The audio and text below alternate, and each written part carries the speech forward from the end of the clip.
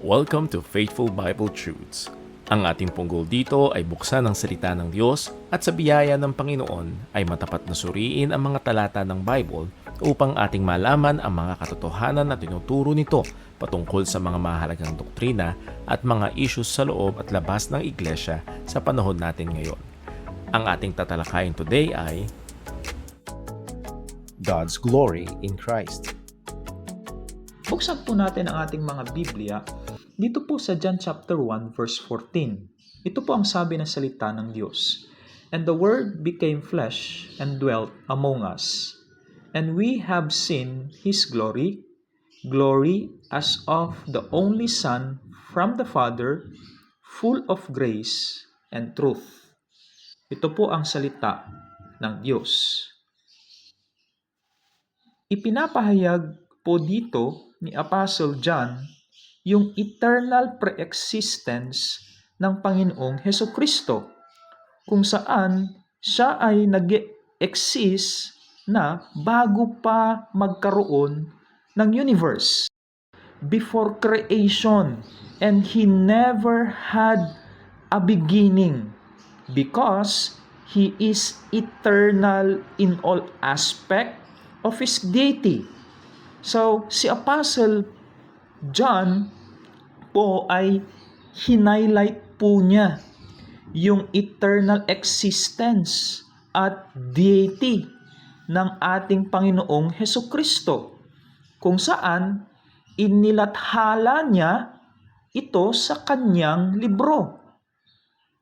At mababasa rin po natin sa isang teksto dito sa Hebrews chapter 1 verse 1 hanggang verse number 3, kung saan ang writer ng Hebrews ay inilathala niya rin yung katotohanan patungkol sa Panginoong Hesukristo na siya ay pre-existent one. Ito po ang sabi ng salita ng Diyos. Long ago, at many times, and in many ways, God spoke to our fathers by the prophets, but in those days, He has spoken to us by His Son, whom He appointed the heir of all things, through whom also He created the world. He is the radiance of the glory of God and the exact imprint of His nature, and He upholds the universe by the word of His power. After making purification for the sins, He sat down at the right hand of the Majesty on high. Na makikita po natin dito kung papaano in-emphasize ni Apostle John at ang writer ng Hebrews yung eternality ng ating Panginoong Hesukristo, na siya ay eternal sa lahat ng aspeto kagaya ng Ama. Ipinapahayag ng talata ng John chapter 1 na ang Panginoong Hesukristo ay uncreated. Hindi po siya nilikha, uncreated. At siya po ay eternal sa lahat ng aspeto at attributes ng pagka-Diyos, kung saan binigyan niya ng matinding emphasis ang pagka-Diyos ng ating Panginoong Hesukristo upang ipaalam sa mga tagabasa niya na ang Panginoong Hesukristo ay Diyos, co-equal with the Father sa lahat ng larangan. Ito rin po ang sabi ni Apostol Pablo patungkol sa turo ng ating Panginoong Hesukristo sa Colossians chapter 2 verse number 9. Colossians chapter 2 verse number 9. Ito po ang sabi ng Colossians 2:9.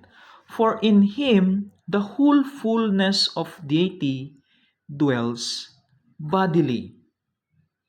Na ipinahayag din po ni Apostle Paul na ang ating Panginoong Hesukristo ay Diyos na nagkatawang tao, na siya ay Diyos pa noon before creation, bago pa magkaroon ng universe. Ang Panginoong Hesukristo ay nag-i-exist na. So, inilathala ni Apostle John na ang Panginoong Hesukristo ay infinite at everlasting, or walang pasimula at walang hangganan, na tumutukoy lamang sa Diyos, kung saan itinuturo ng mga talatang nabasa po natin ng ating Panginoong Hesukristo ay Diyos, co-equal, co-eternal, and co-existential with the Father. So, tinutukoy din dito ni Apostle John yung reality patungkol sa equality ng Panginoong Hesukristo sa Diyos Ama, kung saan ibinahagi niya na yung glory ng Panginoong Hesukristo ay kagaya ng glory ng Diyos Ama, na nagpapahiwatig ng equality ng Ama at ng Panginoong Hesukristo. Ito rin po yung kanyang sinabi sa John chapter 17, verse number 5. John chapter 17, verse number 5. Ito po ang kanyang sinabi. Verse number 5. And now, Father, glorify me in your own presence with the glory that I have with you before the world existed.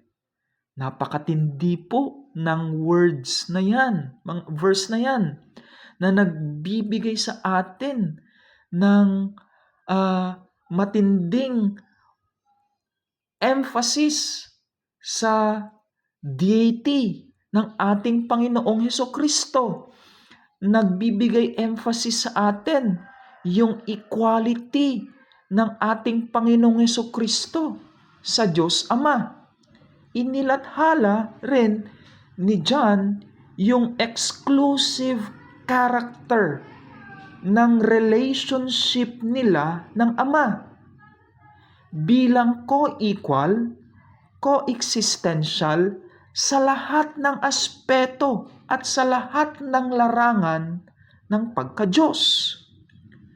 Ibinahagi niya din dito na ang Panginoong Hesukristo ay nagkatawang tao para mamuhay kagaya ng tao, upang siya ay maging ultimate representative ng tao sa harapan ng Diyos. At siya din ay tao sa lahat ng aspeto at larangan, para i-represent din niya ang mga tao sa banal na Diyos. Ito nga ay mababasa po natin dito po sa 1 Timothy chapter 3, verse number 16. 1 Timothy chapter 3, verse number 16. Ito po ang sabi ng verse number 16. Great indeed, we confess, is the mystery of godliness. He was manifested in the flesh, vindicated by the Spirit, seen by angels, proclaimed among the nations, believed on in the world, taken up in glory. So, ibinahagi ni Apostle Paul dito ng ating Panginoong Hesukristo bilang Diyos, siya ay nagkatawang tao para ang isang makasalanan ay matubos mula sa kanyang pagkamakasalanan sa pamamagitan ng kanyang pagsasakripisyo sa krus ng Kalbaryo. Ang Panginoong Hesukristo ay Diyos na nagkatawang tao para iligtas ang mga makasalanang tao. Siya ay Diyos sa lahat ng aspeto at larangan, pero nagkatawang tao siya para ialay ang kanyang sarili para sa kaligtasan ng makasalanang tao. Siya ay namatay sa krus ng Kalbaryo at nabuhay siya muli mula sa mga patay sa ikatlong araw para magkaroon ng kapatawaran at kaligtasan ang mga makasalanang tao.